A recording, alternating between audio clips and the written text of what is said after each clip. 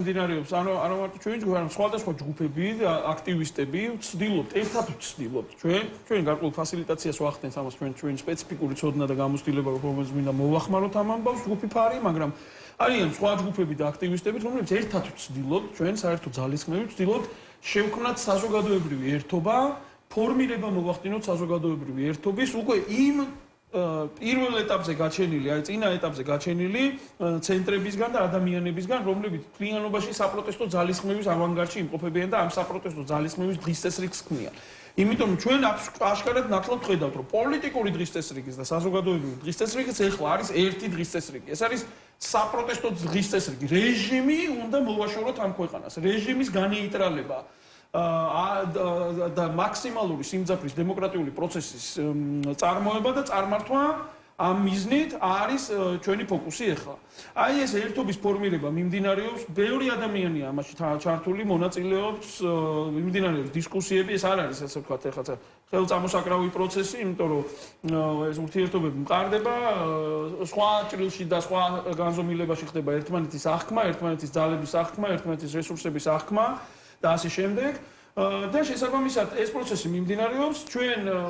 ეხლა მაგალითად ვემზადებით არის გარკვეული ჯგუფი უკვე რომელიც აქტიურად სინქრონში და კოორდინაციაში ერთმანეთთან ანუ დალაგებულები ვართ კოორდინაციის ამბავში აქედან რაღაცა ნაწილი ვიქნებით რუსთაველზე იმიტომ რომ ვემზადებით 8-9 აპრილის ღონისძიებისთვის და 8-9 april's ბარემაქვე ვისარგებლებ შემთხვევით რომ მივმართო და მოუწოდო ჩვენს მოქალაქეებს განსაკუთრებით მათ ვიცაც ეჭვი აღარ ეპარება რომ რუსულ რეჟიმთან გვაქვს აქ საქმე რომ რეალურად ჩვენ არ უნდა დაუშვათ, რაც შეიძლება მეტი ადამიანი უნდა მივიდე და გავათენოთ ღამე და 9 აპრილი ბოლომდე ვიყოთ იქ, რაც შეიძლება მეტი ადამიანი იმისათვის რომ ამათ არ მივცეთ ერთ იოტისოდენა შესაძლებლობა მაინც რომ შეურაცხყოფა მიაყენონ იმ გმირების მსხვერპლს, გაწეულ მსხვერპლს, რაც ჩვენ 99 წლის 9 აპრილს ადამიანებმა გაიღეს, ხო?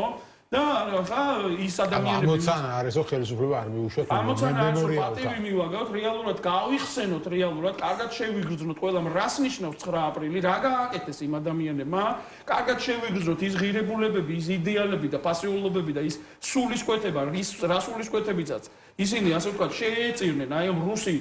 ჯარისკაცების საზარბაზნე ხორცი ჯარისკაცების ნიჩბებს რეალურად და ეხლა აი ამ რუსი იგივე ამ რუსი ჯარისკაცების წარმომადგენელი და უბრალოდ ძალის წარმომადგენლები ეხლა რომ არ მოვიდნენ და შეურაცხყოფა არ მიაყენონ აი ამ ადამიანების ხსოვნას რეალურად თავისი რაღაცა იმიტირებული ვითომ პატივისცემით ასე ვთქვათ რა იმიტომ რომ ესენი არიან რუსული რეჟიმი ესენი ემსახურებიან მტრულ ძალას აი ამ მტრული ძალის წარმომადგენლები არიან იგივე ნიჩებიანი ხალხია ესენი და ის 52 ადამიანი როზის ეხლა ციხეში და დღეს ვიყავით ჩვენ ხარდასაჭერად იქ სასამართლო პროცესი მიმდინარეობდა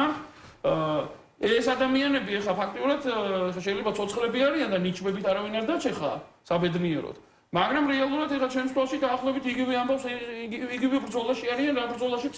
ის ადამიანები იყვნენ და ჩვენ ვართ დეოკუპაციურ ბრძოლაში ჰიბრიდული ომის პირობებში რუსული რეჟიმი არის აქ რომელიც ასე ვთქვათ უზურპირება მოახდინეთ და ამათგან უნდა მოახდინოთ ქვეყნის დეოკუპაცია. აი ამ მიზნით რამდენად მოყვებათ ამ ასეთ გაგებაში ხალხი.